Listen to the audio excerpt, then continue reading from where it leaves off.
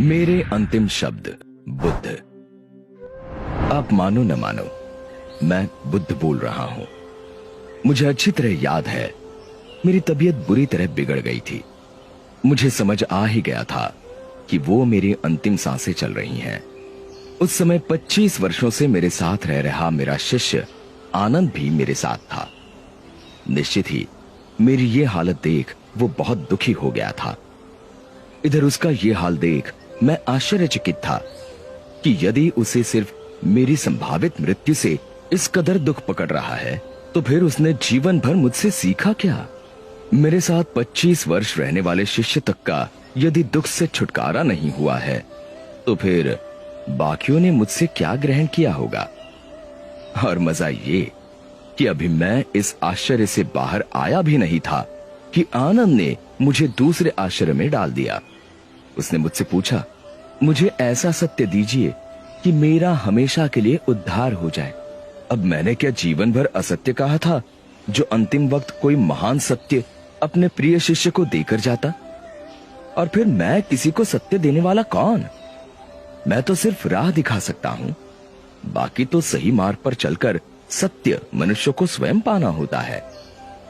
किसी मनुष्य के पास किसी को कुछ देने की या किसी से कुछ छीनने की क्षमता ही कहां होती है। सो मैंने उससे कहा, भाई आनंद, अप्पदीपो भव, यानी अपने दीप स्वयं बनो।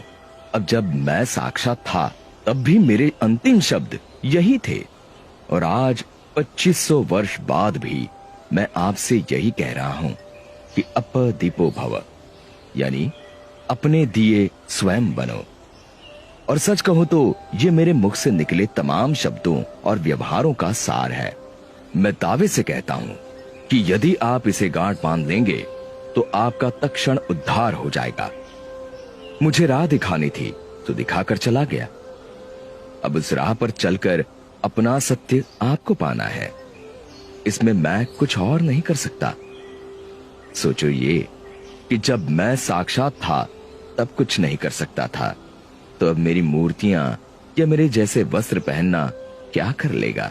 सो इन सब नौटंकियों से छूटो और स्वयं को भ्रम में डालने से बचो।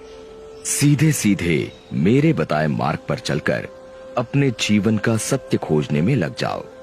विश्वास जानो कि अपने द्वारा अपना उद्धार करने के अलावा तुम्हारे पास अन्य कोई मार्ग नहीं। आपको अपना दीप बनकर अपने को रोशन स्वयं ही करना पड़ेगा।